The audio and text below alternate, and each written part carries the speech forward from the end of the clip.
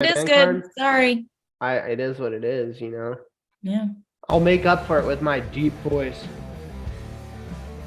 You know, you work for an employer for a year or two, and then you're moving on to a new job because, Justin, that's what happens these days. You got the intro going. What are you doing?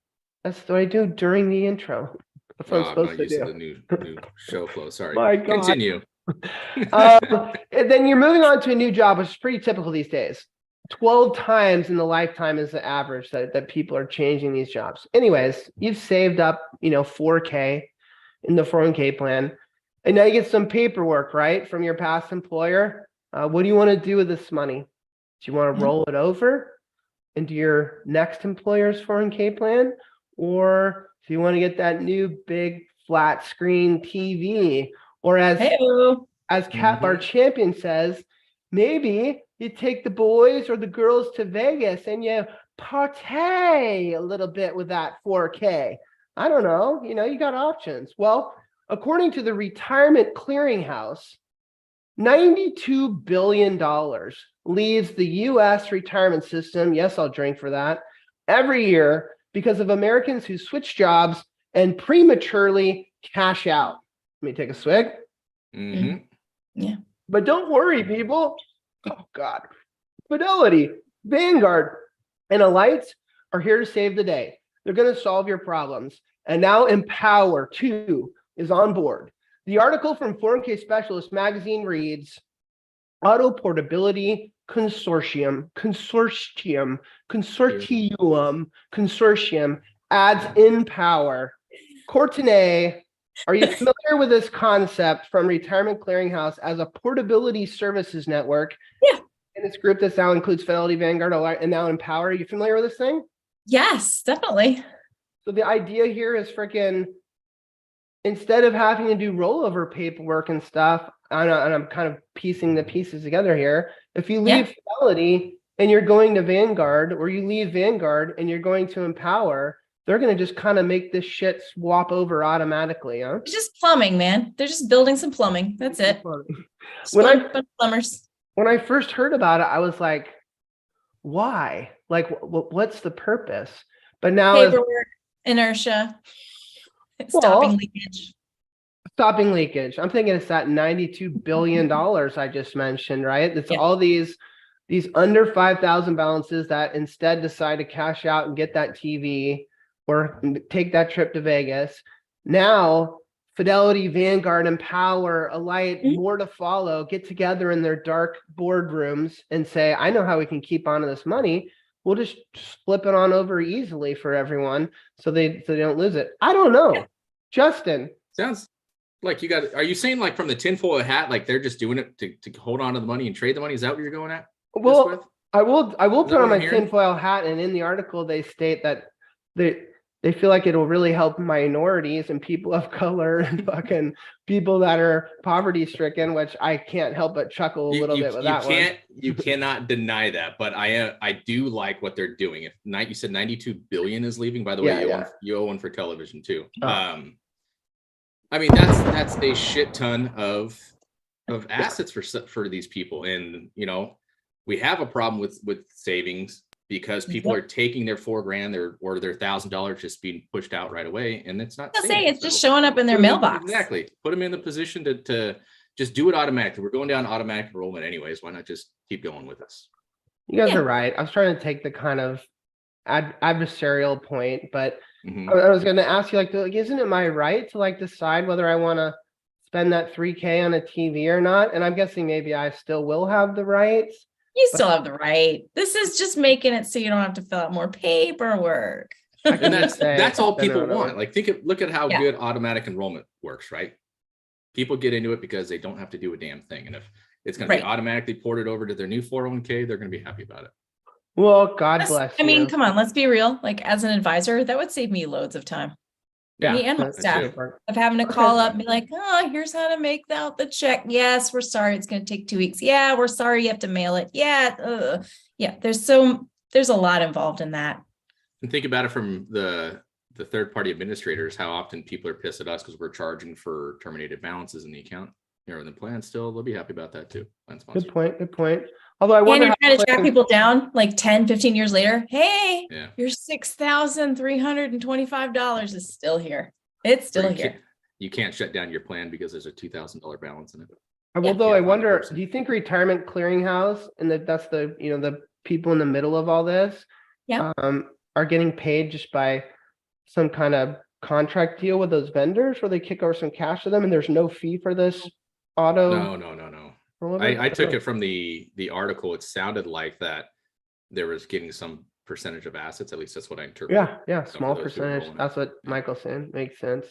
Okay, sorry for being such a negative person on this. That's fine. That's great. Good for us. Good for the industry. Well done.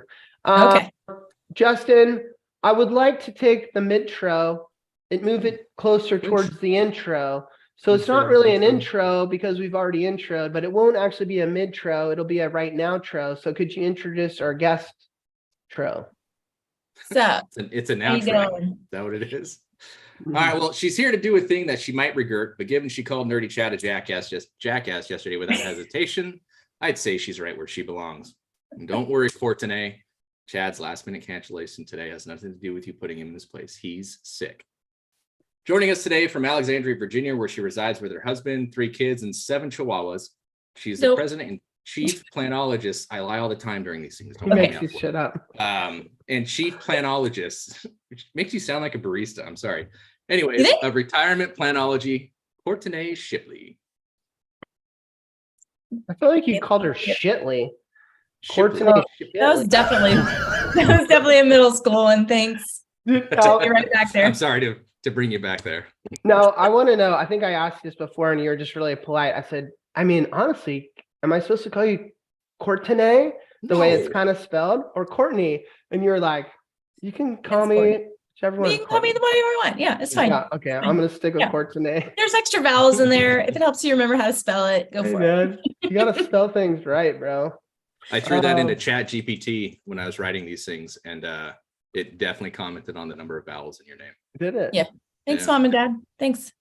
I bet you guys didn't know collective trusts. I like to call them collective investment trusts, but this title from Plan Advisor magazine says collective trusts expected to top mutual funds as the primary target date vehicles in 2023. That's an eye-catching headline if you're an industry pro, I think. Like, is it? Collective investment trusts are actually going to take over the leaderboard from mutual funds in the target date fund space. Look at Courtney. She's kind of squinting at this. Does this not seem accurate to you? Does this catch you off guard, I should say? I'm trying to come up with a valid argument. I guess really large plans, maybe a few of them switched. Really large plans. And I think there's a lot of big advisors pushing some collective investment trusts and big like national advisor groups. Sure. I've definitely sat in on a 3P says flex path or things like that. I've definitely sat in on some fiduciary review meetings where I've witnessed advisors say, hey, you're in the American Century target date funds and we can move you to the American Century collective investment trust target date funds and you will save, I'm making up numbers here, people, but 12 basis points or something. And they're like, oh, sounds like a no-brainer. Like, let's do it. With not a lot of discussion there, which I don't think is really merited. I think we've vetted out the whole collective investment trust versus mutual fund debate. I don't think it has a lot of legs. I mean, a lot of people that are anti-collective investment trust are going to say, oh, there's not tickers, or you don't have history or this or that. But those are kind of like nerdy responses. Like, these days there are tickers. You if it's something like American Trust or Vanguard or Fidelity that's creating them, I mean, it's the same methodology that was in place for their other funds. So it's not like some new upstart came out and you don't have information on them. And so it's just the structure, right? That is attractive now to our industry. And that's what this article references, is a lower cost. But let me give you that makes sense. Yeah. I'm just surprised it's going to be the primary vehicle. That's all. Do you have a concern? Like why are you so in love with mutual funds, Courtney? Oh, I don't necessarily think I'm like so in love with mutual funds, but for all the reasons that you were talking about, it's the friction really of getting it added to the plan sponsor, having to write, the contracts. How could it or so sign quickly, contracts, I how could guess. they so quickly catch up? Yeah, well, that's kind of what I was thinking. I'm like, wow, primary vehicle. Okay. I think you nailed it. I think a lot of big plans sat Yeah. down with their advisors and their decision makers and made the swap over to the collective investment trust. At Vanguard, according to Sway tracking, and I'm going to say this because I'm getting hammered tonight, people. Hashtag Tahoe JD. CIT TDS dropped mutual fund driven funds by 534 billion to 522 billion. More than half of T. Rowe Price and JP Morgan's target date assets are held in collective investment trusts, and almost a quarter of Fidelity's target date assets are now in collective trusts. So, I mean, some big numbers out there. I'll drink twice for that, but hey, what's the takeaway? I feel like if you're an advisor and you're not seeing this trend, maybe you need to start opening your eyes. I'm talking to you, Courtney, because you seem very naive. Wait, I got two. Now we got a mix. There's definitely definitely no bidders in this one. No, that's old fashioned in a different kind of way. That's right not there. Old fashioned. That's not old fashioned. Not fashionable. JD, just if you get too far gone, remember I can't host the show. That's my hope. It's time to get back to the old days, people. We've been playing it way too conservative around here lately, man. It's time to fucking put the pedal to the metal. Now that our daddy Chad isn't in the house to reprimand us for being we can finally have fun. We can finally have fun. All right, let's put the whole collective investment trust thing behind us. I feel like you asked her a question and then we kind of cut her off.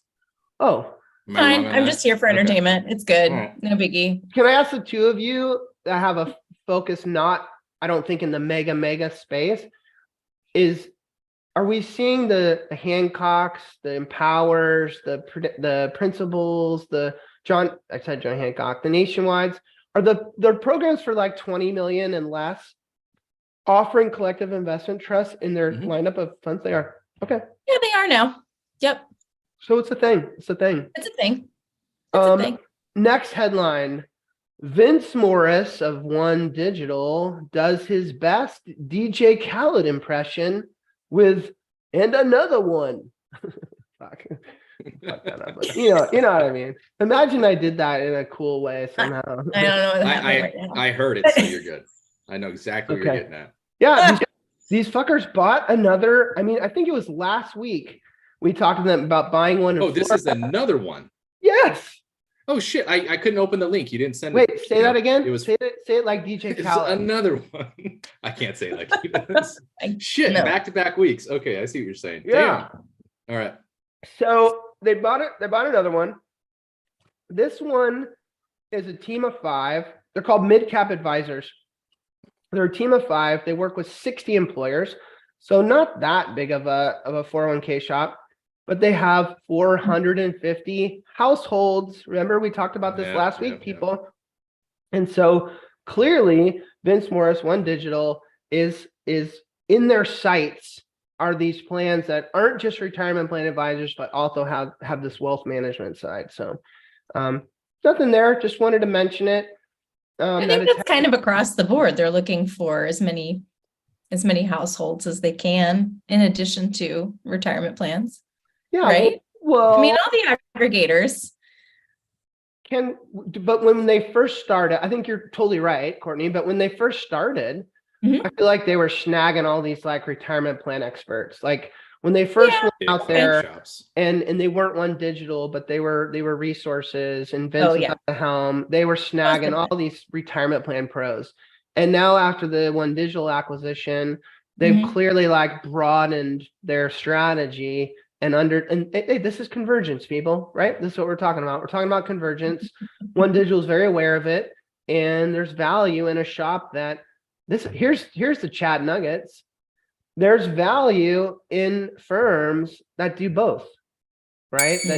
That not only do 401k but do wealth management as well. Drink Plus, for if saying they're just- convergence. I don't know No, why that was. I'm not drinking. Plus, if they got a good, good shop and they've done good quality business, why would they not try to suck them up? Yeah, no. I just mean they clearly have an eye for wealth management now, which to me, if I'm an advisor, let's see, I'm paying attention to these CITs. Damn it, I wasn't planning to do that one. We were talking about earlier. And I'm also paying attention to the fact that the industry is moving heavily towards this convergence in a big way. Like it's becoming news now every week. And so we've been talking about on the show for 3-4 years now, this concept that an advisor should be branching out. And we still have people in the chat bar to this day that fight and resist that concept and would prefer to be a 401k only type of person. I mean, Courtney, let me take a stab at you. I'm guessing that's you. Am I wrong? That is me. Okay. Drink for that. I'm kidding. It's not a penalty. Yeah. So it still exists. And I think that we need to be wary of the trends and where things are going. So yeah, One Digital continues to do what they do. Steve Wilkinson, the cold calling guy. It's a good Did you video. see this? That was great. I loved it. So another reminder, everybody, when we talk shit on this show about people, I forget that they're listening. I did this with Guideline. I've done this with T. Rowe Price. I've done, I get the private messages later. Well, we were talking shit about the cold calling guy on LinkedIn, Stephen Wilkinson. And last week, I think. I wouldn't say it was talking shit. We were just giving an honest opinion. Yeah, we didn't think we think his program sucks. It doesn't work well. And he's telling everyone that, no, this is the way you build $1 million business. His whole comment about everything works, but it doesn't always work well. I kind of was like, that makes sense. You got to be doing a lot of things. Everything works.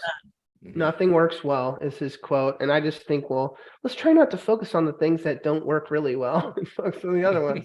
He's focusing on cold calling. Anyways, he didn't take offense. He seems to have he seems to have a good demeanor about it. But he did post a video on LinkedIn today. I think it was just literally hours ago.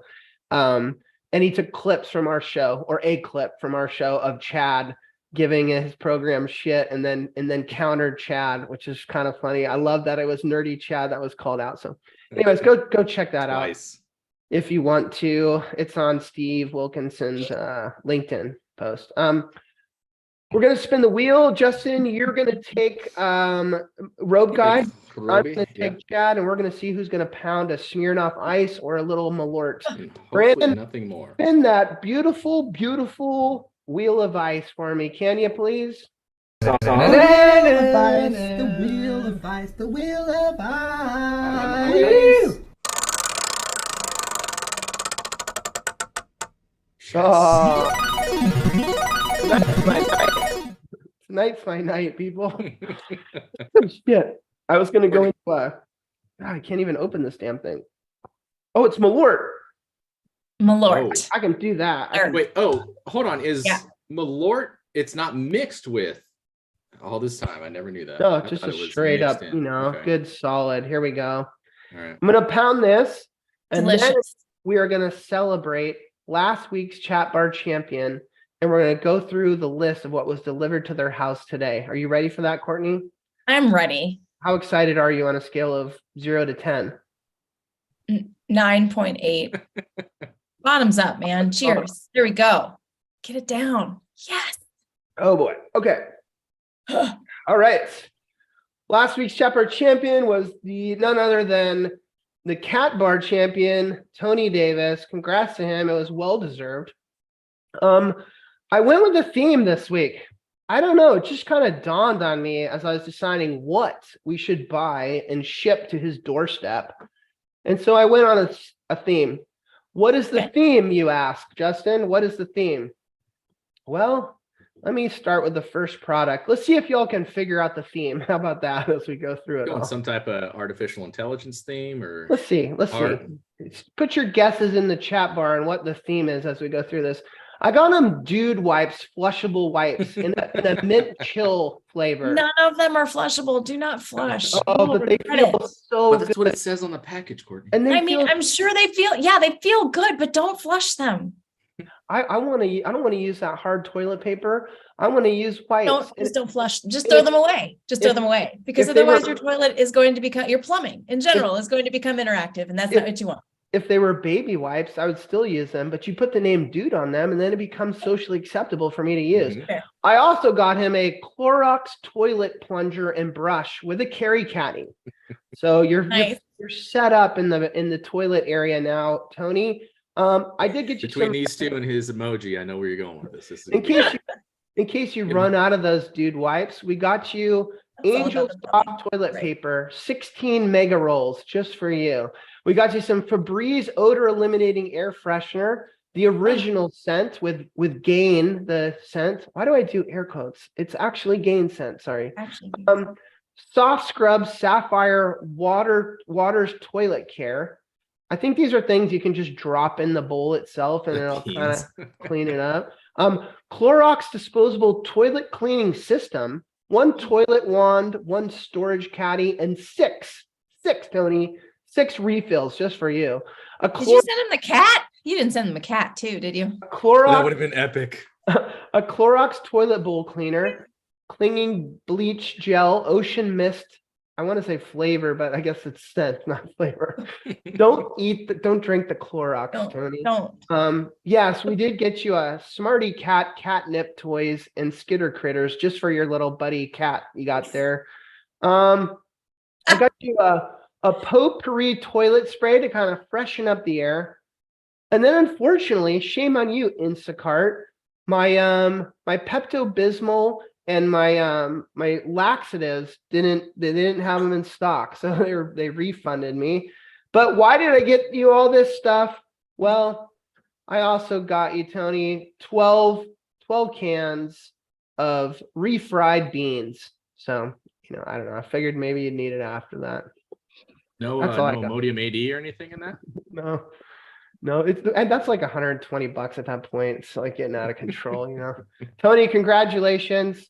I agree with 3-piece. Wow, 3-piece might get my vote tonight. He says, Tony, you're the shit. Well done. Well done. Okay.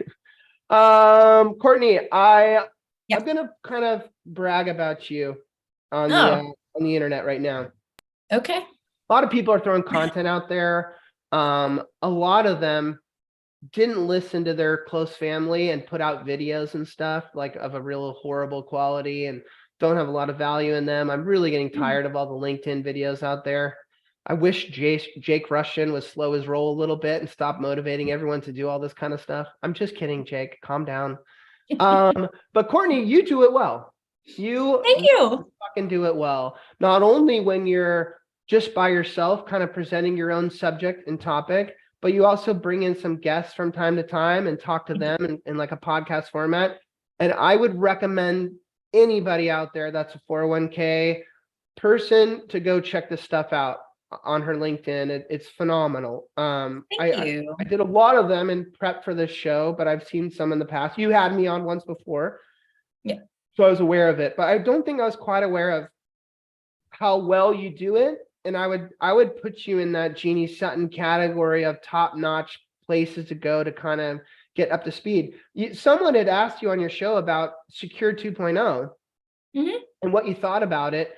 And you gave the most glorious, 90-second, 2-minute kind of overview that knocked all the like what you're talking to in layman's terms about what it was and what it meant to the plan sponsor.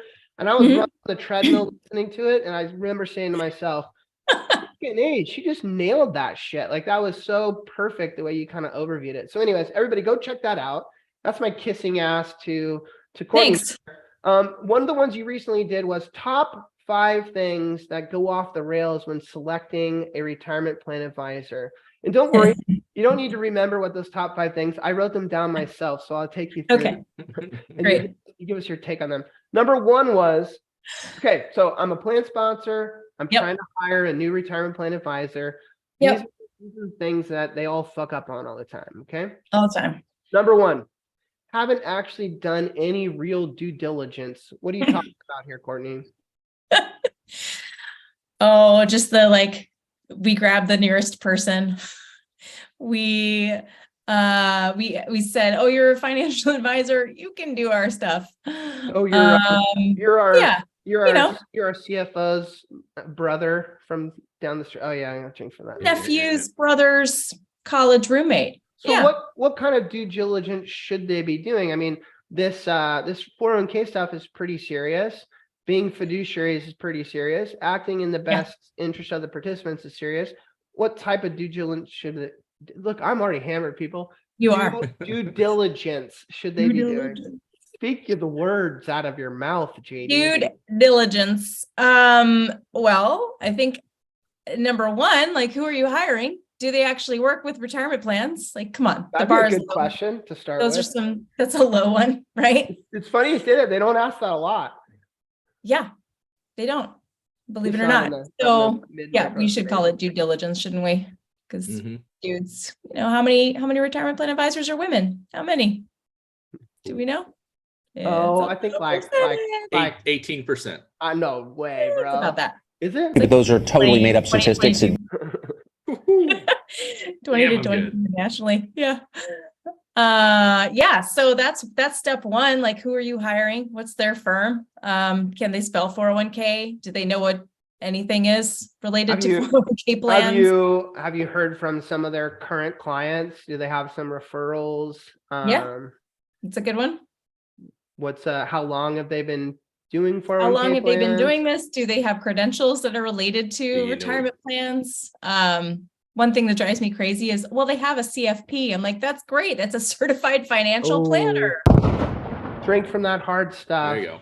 Well, number two was one that I think a lot of some ones that actually try to make an effort here do, that I've always laughed at, which is instead, okay, all right, Courtney, we'll do some due diligence. We'll send out a generic request for proposal, right?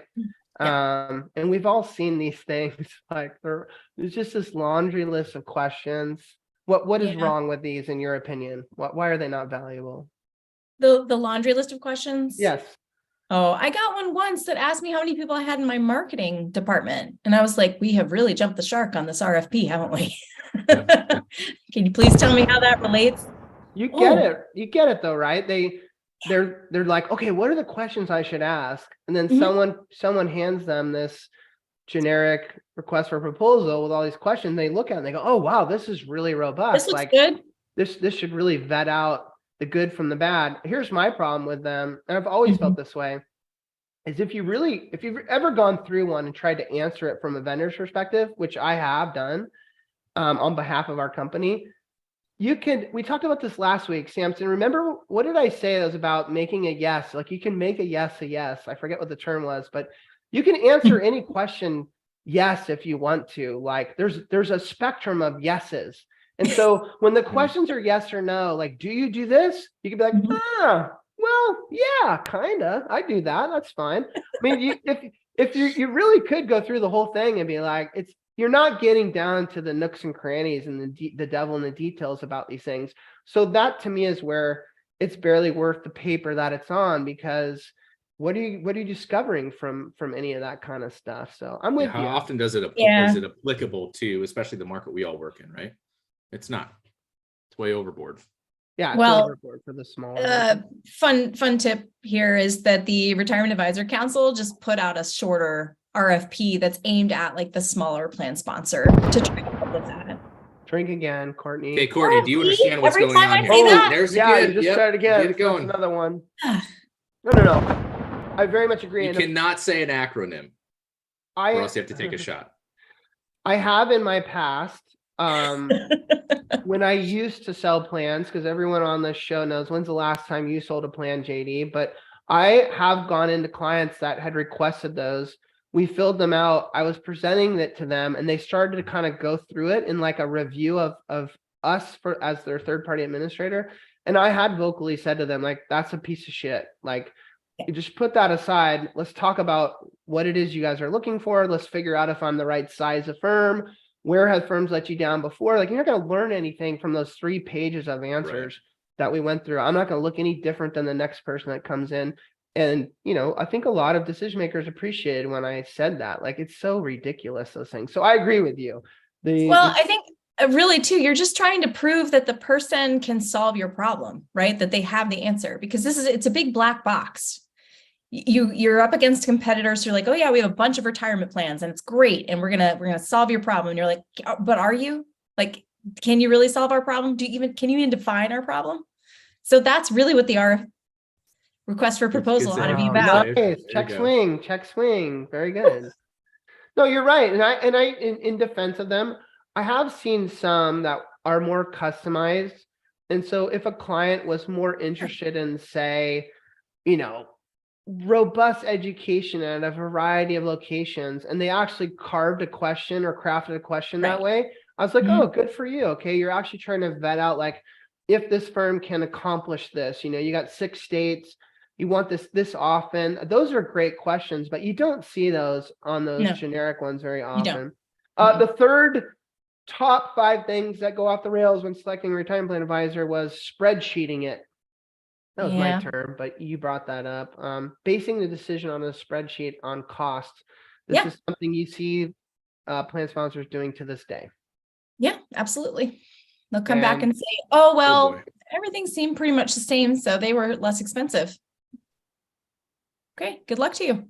Then make that decision. Justin, I know you and your little wholesaler buddies and your advisor partners, you use these spreadsheets like fucking crack cocaine, do you not? They're so good. It's when you're doing a cost comparative, and it comes down to, I think, you're doing a disservice if you're not diving into that and talking about, hey, here's the pros and cons of record keeper A and record keeper B, right? If you're just combining the benefit to the spreadsheets that we do, that cost comparative that we create on our team, is you're taking a 10 page PDF that the record keepers send over and saying, hey, here's what we really care about right here, and we can discuss the pros, cons, services they offer, they don't offer, and who's the best fit, but here's the cost. And I think clients actually appreciate that. You're using it, you and your partners are using it as a tool to show that you have allocated the costs, you have compared them, you are trying to show them something they can understand when it comes to cost. But they're confusing as shit. Like, if you have a plan sponsor with minimal experience diving into those things, they don't know where the hidden costs are or any of that stuff. Like, I would say a plan sponsor with lots of experience does not want to fish through the 12 or 15 pages that they got back from every single vendor. So I'm all in favor of putting it in a format that they can read. But like you said, I think it's really important to have the pros and cons. Like, this is what you need to know about this vendor. This is how they're going to solve your problem. Or, hey, look, the spread between these things is like $2,000. Right. So you're not going to go wrong on the price. Like, you're not going to be saving mad amounts of money. You're looking at the spreadsheet and the basis points are off by 20, but the plan's got 500K in it. And so it's like, you need to like put that in perspective, right? It's like, oh, this one's cheaper. Well, it's only a couple $100. Yeah. But let's be honest. I agree. That's the mature answer from both of you. But you know damn well that there are still wholesalers out there and advisors talking to you, motherfucker, that look at those things and go, wait a second, Justin. Oh my God, like Hancock looks so expensive next to their current one, or we've got I don't know, Samson, maybe. We got to make this look cheaper, Justin, or you need to find me a vendor that's this looks too expensive. Oh, can't you like whittle down your TPA fees? I'll drink for that a little bit here. They are obsessed. They absolutely do, because they sell on that. But at times, we are in sales, unfortunately, and at times it's all the client wants to hear. So at times you're gonna have to go down that path. But I think overall, if you're doing the right thing and saying, hey, look, yes, you are going to be more expensive, Mr. and Mrs. Record Keeper, but the services and value you bring are going to be easy to sell, and so quit worrying. I love that. It's up to us as a partner to actually sell it. Can we talk about lettuce for a minute? Can we talk about lettuce? Sure, I love lettuce. You might have heard this before. It's been, like I've kale, put it out. what are we talking about here? We're talking about lettuce. So like, What I kind gotta of make lettuce? a salad. Mhm. I gotta make a salad, right? So I Leafy go to the greens? grocery store. I go straight to the salad section. The first thing I pick up is a head of lettuce, right? It's what, Okay. $1.29, something I like don't that. know. Some green lettuce. Not right All right, now. now I gotta take that lettuce. I gotta wash it, cut it, do all the things to it, right? or I can just walk like 5 feet down and spend 100% more, maybe 200% more to get a bag of salad that's already made. It's already made. Oh, but wait, I'm running late and I got to have a fancy salad, right? Because I got to show up to this party. So I'm going to go right over to the Whole Foods and I'm going to go to the salad bar and pay $7.99. And I'm now spending 1,000 times more than the head of lettuce. I think Get I'm my going to fucking answer. salad, I think right? I'm going to answer Don't this. cut her off. Sorry. So which one do you want? Well, it depends on what you need. How late are you running? How fancy do you have to look at the party? You might be willing to spend the money. So just, consider the lettuce. I like it. Fees are only an issue in the absence of value. Fees are only an issue in the absence of value. And it was Tony or someone in the, no, 3-piece in the chat bar said, stop selling price. I've gone on massive rants back in the day, like several years ago. This used to be a consistent rant I'd go on, which is the weak-spined advisors and wholesalers trying to sell low-cost shit everywhere because they felt like that was the best way for them to win plans. Based on Justin's confident response to how him and his partners deal with this stuff, maybe the tide is shifting in this space a little bit, and this is happening less. It is. And so I'll just shut up and say, thank God that this is happening less, because I hated those times. I'm not gonna skip one. Number 4, asking for a cost proposal before you even discuss her. Oh shit. Asking for a cost proposal before you've even discussed services. Okay, we won't rant on the low fee thing, but how funny is this? I was laughing when I heard you say this one. Is this still happening, Justin? And Courtney, you probably answer too. Advisor finds $1 million prospect. Record keeper says, internal record keeper wholesaler says, get me total assets. Well, they're $1 million. Thank you. Get me total participants. There's 50 of them. Get me the flow. Oh, it's got 150K of flow. And then here we can create a proposal for you. Advisor says to internal wholesaler, well, what should my comp be? Internal wholesaler says, $1 million plan. We'll set you up for 50 basis points. Bada bing, bada boom. Proposal is created, but nowhere in the conversation is the discussion of services and how much is that happens. Chat bar, tell me that that's not happening. Rant. Michael, apparently I rant when I get fucking wasted. Is that still happening? Still? All the time. Especially in the micro market. Doesn't happen in your world, Courtney, because you tell the wholesaler what you want your comp to be, right? I've already sold the plan, right? Clients buying me first, then they get the record keeper. Oh, beautiful. Yeah. Love it. You haven't even picked the record keeper yet, but you know that you're going to be 20 bips or that you're going to be a billable of 25K, whatever it's going to be. You already know it. Yeah. But to Justin's point, this is happening so often. And it's ludicrous to think about, to be honest with you. Like it's literally crazy. This is kind of off like topic, what other but- industry does this happen? Does this happen? Like, do you call up your air conditioning specialist to ask them what their fee is first before they know, 'cause can they know what they're diagnose it's doing. wrong? I mean, it's dumb. I don't know. We deal with so many green advisors who don't know. Like, I just have to, I'm not gonna lie. Sometimes I'm just like, hey, I don't even ask them. It's like, hey, a record keeper, I need this. This is what the advisor comp's going to be. Because they have no clue. And it's they're just green, unfortunately. Well, I think we should try to educate them a little bit.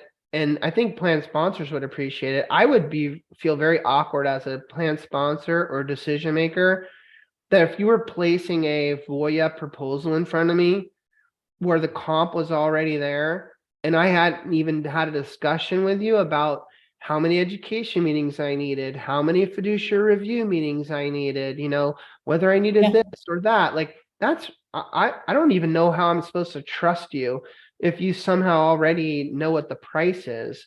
And then it would behoove advisors that want to have a strategic advantage.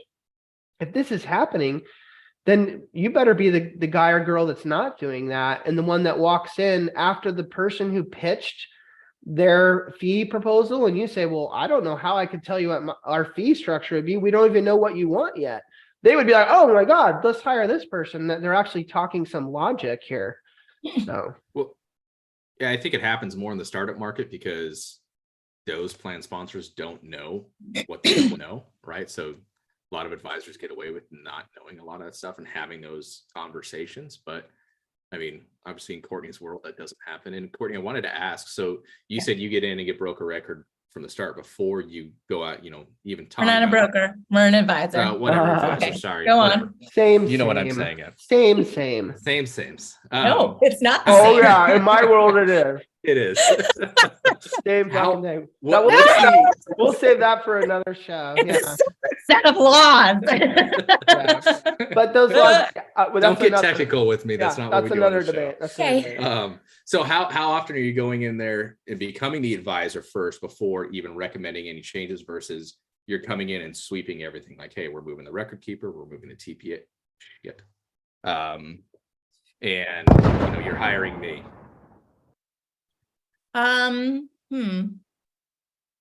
It's a little column A, a little column B, but I would say 9 times out of 10, like we're having the discussion about what we're going to do first, about what they need, but where the holes are, what the issues are with the plan and how broken it is.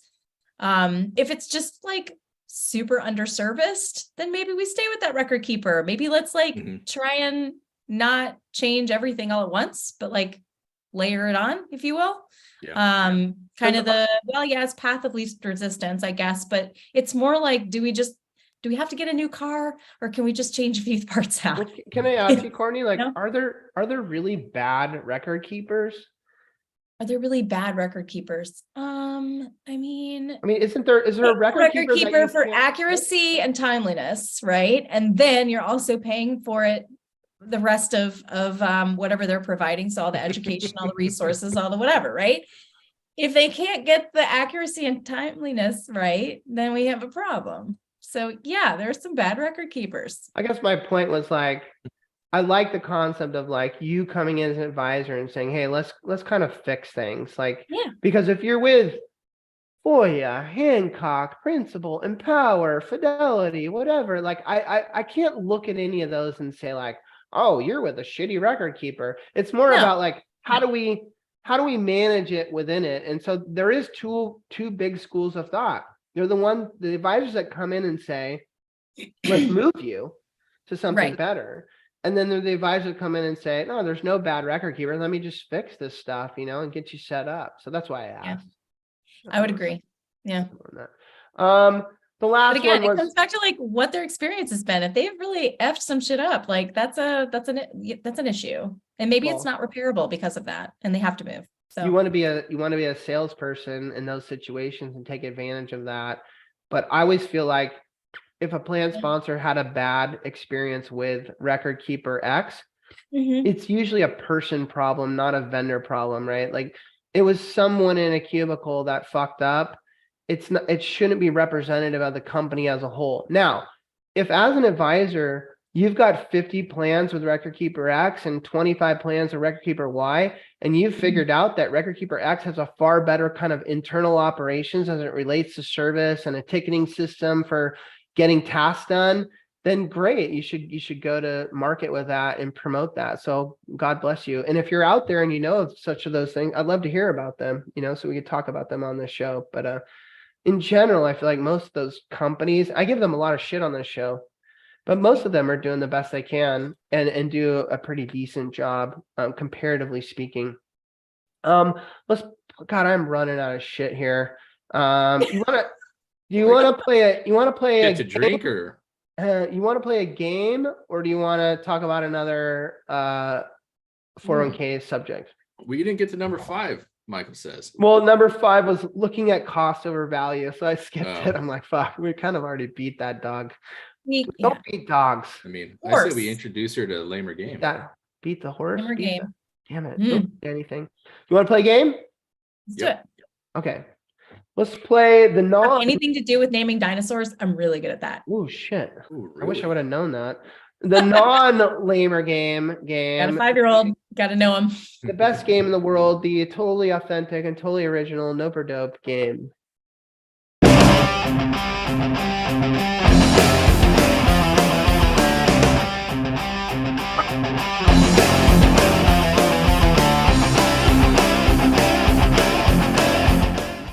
Holy Holy shit, Astley's here. Oh, Alex.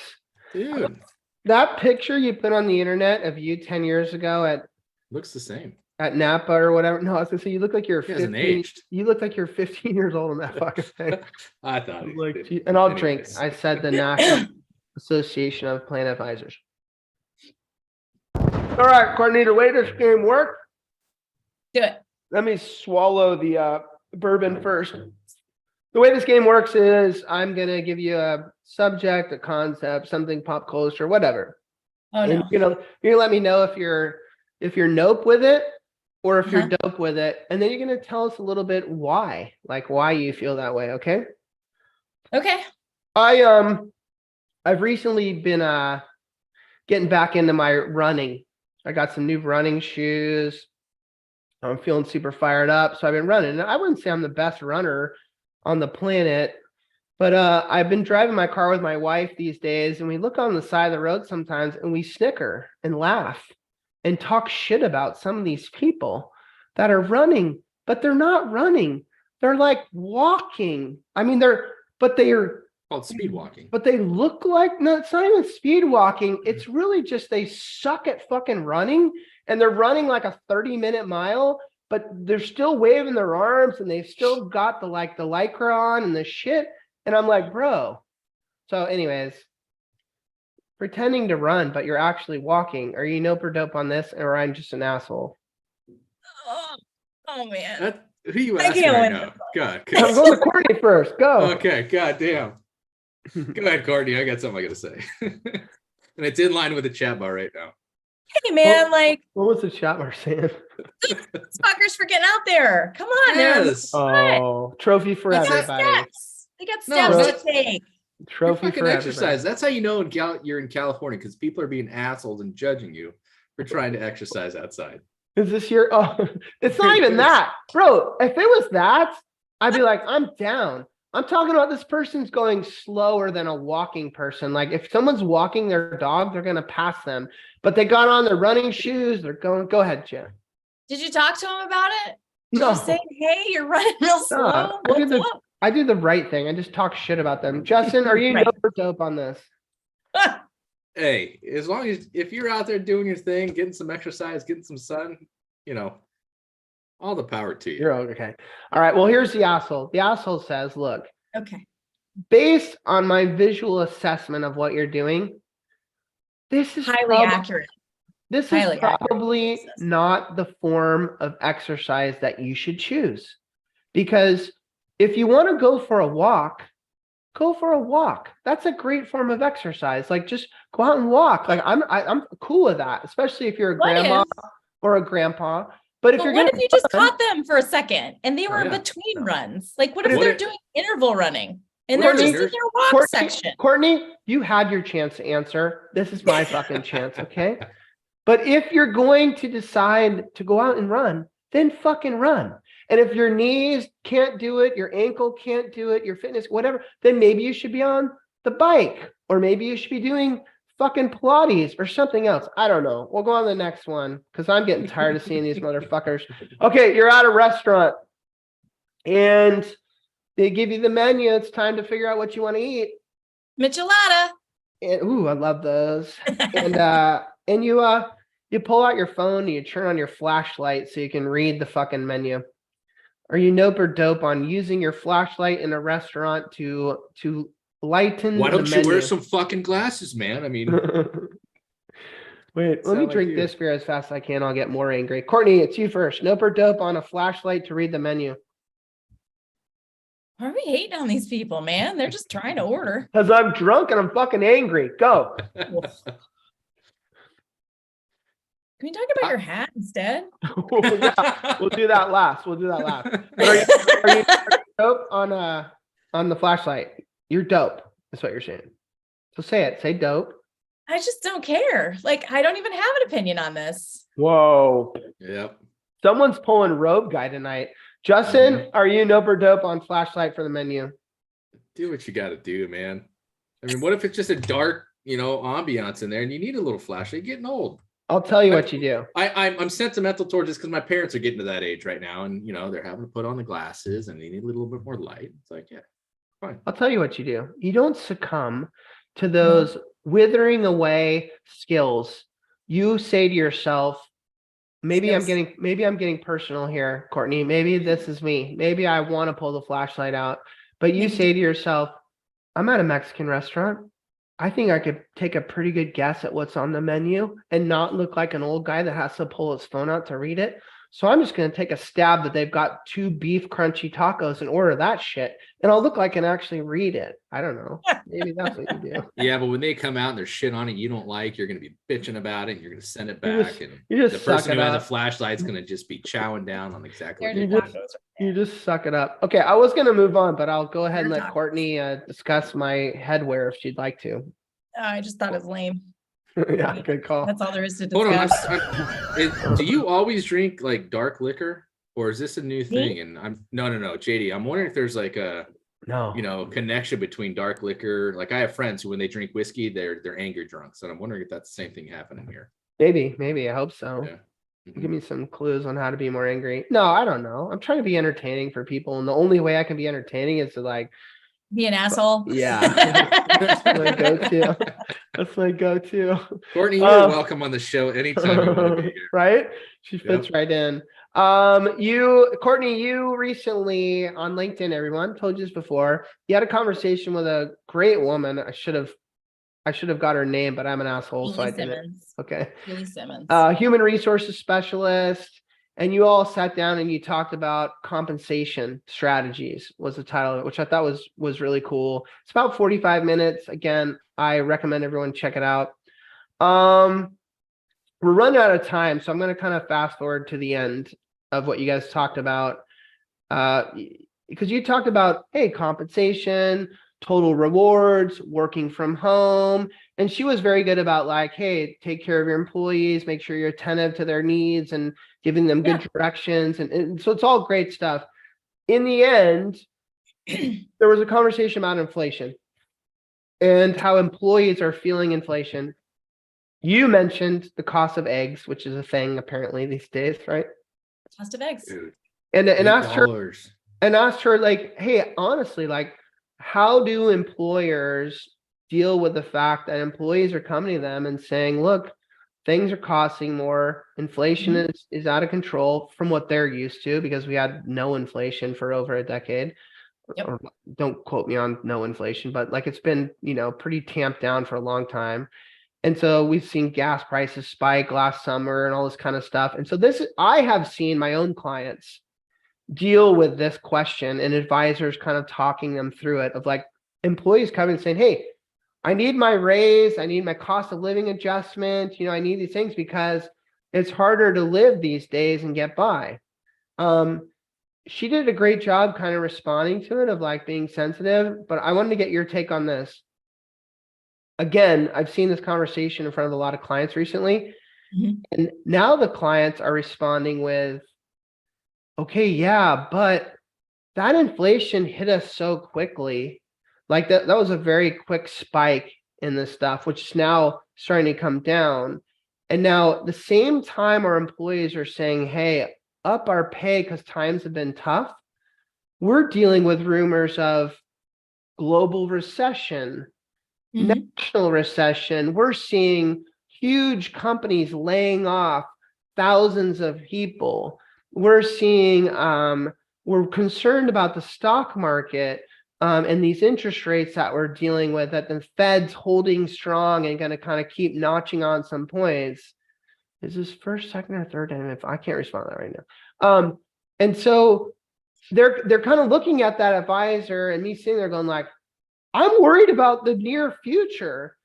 And I'm getting a different reaction from my employees. There's like kind of this like two opinions about something. The employees are like saying, oh man, times are tough and things cost a lot. And the employers are going like, and by the way, employment's super low, right? So the power's with the employee. But now it looks like that might be shifting very quickly. And so should an employer act right now and give everyone raises in pay and all these things when they have no idea what the near future is for them in terms of economical disaster? That's my drunk question to you. Does that make sense? Is it a question? Not really, but you can riff off of that. Brad, I'm still All right. Nobody in the chat bar knows what's going on right now. It's Really? yeah, like I'm so lost. Tahoe on a roll. No idea. Should employers deal with inflation right now and give No, people the time to bumps? deal with this was before now. Like everybody was complaining about this, last summer when it was 9%. Yeah, but even And so that's I quick. think that that's one of the things that, goes into the whole conversation about, like Julie said, like, how does the company make money? I think it's really, I'm a proponent for semi-transparent books, or at least having the company know not exactly where you are maybe, but enough information about how things Keeping are them going. informed. Yeah. I know that some companies will, like Motley Fool, I think is one of them. They'll have the quarterly meeting where they tell everybody what's going on from top to bottom. I know Whole Foods puts out a lot of information as well. I don't know if you have to go that far with it, but I think it's very important for employees to understand like what's going on from a financial perspective of the company. The second part is Great answer. okay. Thanks. Keep going. I think the second part of it comes back to, when do you deal with raises and how do you reward people? When do they expect a cost of living increase versus when do they expect a merit increase? That goes back to that compensation strategy and kind of how you're doing things, how you're designing things there. And then maybe one other thing is take a look at investor sentiment right now. Like it's some of the lowest that we've had since 2008. Like it's barely above there. So everybody feels bad. And I think if you just tell people like, hey, things are not getting any better for right this minute, inflation could get better. Here are the things that have improved. Looks like it is, right? Yeah. Cars, mainly anything with a semiconductor chip in it. But you can't afford to buy Even car the 'cause gas you're not making enough prices money. have figured things out. But there's a lot of uncertainty right now, and that goes for the company as well. We can't be handing out, double-digit raises and then be in a position where we're laying people off in 6 months. And I think people will buy that because they feel so terrible about everything right now. That was so great. So well answered. Like, yeah, so you're saying you have a conversation with them and you say, look, we understand that prices have gone up and that times are tougher for you, but we don't want to make decisions right now and fill that void for you and then have to fire 25% of our staff in 6 months when the economy goes in some crazy direction. And by the way, we experience a lot of these layoffs are because of the reverse, right? Because when interest rates were so low and money was so free, all these big companies just hired, pay. We've seen this with you. Go ahead. Is it across the board though? Isn't it mostly in the tech sector? It is. For sure It's tech, heavily Where in they the tech went and bought sector. a lot of talent for God knows why. It's heavily in the tech ridiculous sector. prices. But would you call, let's bring this close to home now. Would you call Guideline the tech sector and human interest the tech sector and these disruptors in our industry? Because they also have been given they've been given tons of money in that period and hire. And we might see some different headlines from them in the coming months. So it's not just Google and fucking Facebook and the NASDAQ. It's going other places and they know the future. Oh yeah, you're right. You're wow. Even that counts. This is how it used to be Come for me. spell that out. Can This is how we you used spell to out do it. NASDAQ? Like I'm willing to take one right now. Oh my God, Can you no. tell me what that stands for? Can anyone? Then no way. I don't know that one. I'm actually ashamed to say I have no idea what that one is. Okay. Good. I thought that was a really cool concept. National Association of Security Dealers Automated Quotations. Quotation. Yeah. That's a lame name, by the way. I like secure better than that. I'll drink for that because I was referring to secure 1.0 again. That's 2. Okay, chat bar champion tonight. Courtney, we're gonna go to you first. You're gonna pick someone in the chat bar that just floated your boat. You thought they were cool, you thought they were witty, you thought they did a great job, whatever the case may be, and you vote them, and they might get toilet paper and laxative sent to their home next week. Michael Soa actually watched my thing and he said nice things occasionally about it. He seems to know what's going on. Why did Hackler just tell me to go fuck myself? Because he's just trying to get that one little liner in there that we pay attention to. What? Okay. I mean, I get it. It's a good strategy. I like that strategy. Wow. You bring it on hard in the end, right? Mm-hmm. Wow. I'm starting to understand chat bar strategy now. Like save your good shit towards the end. Okay. I like that. Michael Sawa. Good. I don't think he's won before, so that would be a great win for him. I think he's won once. Oh, Sal, let us know. Have you won before? Yeah. Oh, have you already won? Maybe that disqualifies you. No, it's fine. We have multiple. Hasn't won. winners. He hasn't won. This drunken brain retains a lot of shit, Justin. I'm Don't. sure. We've done so many shows. I don't remember. All right, Justin, it's your time to. This is tough, man. There's 3 that stuck out, but I got to go with 3-piece. Do it. Okay. Mm-hmm. Okay, 3-piece. Who's 3-piece, by the way? Tom Tom Condren. No. Always very, 3-piece. He wears a 3-piece, dude, everywhere he goes. I'm gonna go with Kush for his pornography statements early on, because How did I miss those? What? I like those. Not pornography. I don't JD like getting drunk and pornography. horny. I just like his irreverent statements. Love Kush. Yeah, Sue. I love Kush too. Wait, I don't know. What's happening here? Jesus. What is JD. Courtney's so we've had hundreds of guests on the show. Courtney's the only person that's made me feel intimidated. Like I have taken It's gone toe to toe tonight. It's been it's great. weird. I have taken Preston Rutledge and told him to fuck off and sit the fuck down and shut up and like Fred Reich. Well, maybe not Fred Reich. Okay, so we'll put Fred in. Let me tell you about my best friend. But like all kinds of people get on the show and I don't give a flying fuck. And now Courtney's here and I honestly feel like, oh my God, shit, is she? I'm worried about her. Like she's got a little control thing over me going on right now. It's I don't weird. know how that is. Weird. That's a you problem. Not a Time me in 8 problem. years, Courtney. See what she just Bravo. said? How does she respond to that? She goes, that's a you problem. Brilliantly. Power move. Like, fuck. Made me feel even worse about it. All right. Michelada. So, Brandon, Delicioso. here's what we're going to do. Wait, who'd you go with, JD? I went with Kush. So Oh, we got Kush. We got Sawa. Am I saying that right, Michael? Sorry. And who'd you go, Justin? 3-piece. 3-piece. I want them to each finish this sentence in the chat bar, and Brandon will pick the winner. All right. My favorite dinosaur is because this, It's like What's a your favorite dinosaur and Gab why? or whatever that's called. You can take your time. You don't have to be like right this second. It's all good. No one's going anywhere. We're just hanging out. 3-piece. That's fucking lame. That's not fucking lame. 3-piece, Dinosaurs are come on. awesome. Could've done Sampo. better. I love that Sampo. We got to look for the chat bar nominees. So, So watch the 3-piece chat already bar. said pterodactyl because it flies. Okay. Rhinoceros. Still wins, dude. Because it's morning. Oh, that's a no-brainer. This Okay. is going downhill You fast. got it, Sawa. Who's the other one? Wait. Did we get everybody? Right. No, we're waiting for Kush. Is he even on here still? Kush could pull this off.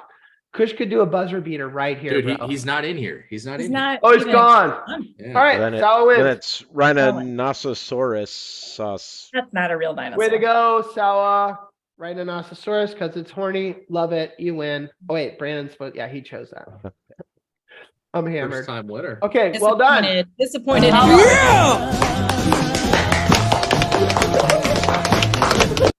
Sawa, Mike, please. is it Sawa or Soa? Sawa, Soa. I need to please know this. Private message me your Wait, you mailing said second. address. Soa.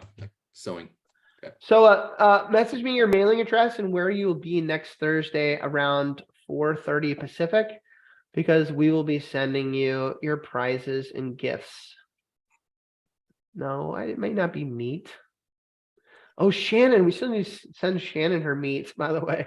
Shannon Yeah. Essers, we owe you some meat while you're in Cabo. I had pounds of it from a local barbecue. Okay, Courtney, thank you so much for joining Thank us you for on having tonight's me. show. You intimidating motherfucker, you. Justin, thanks for being Co-host here again. I love you, Silent Thank J. you, buddy. And I love your shiny little head right now. Look at the shine on that thing. It is, yeah, a little hot in here. And you out there in the Wardrobe audience, got us all together. Yep. you 401k Every time. obsessed people. If it was a few days ago and it was Valentine's Day, right now, if we could go in a time machine, I would tell you that you're my Valentine for your love for 401k and your love for coming here to Retireholics on Thursday nights. I love you so much. I want to buy you a box of candy, some roses, get some champagne, take you to a really dirty hotel and no, never mind. I love you guys. I love you. All right. It's been another episode of Retireholics. Sweet. Let's wrap it with some music and let's let Courtney get the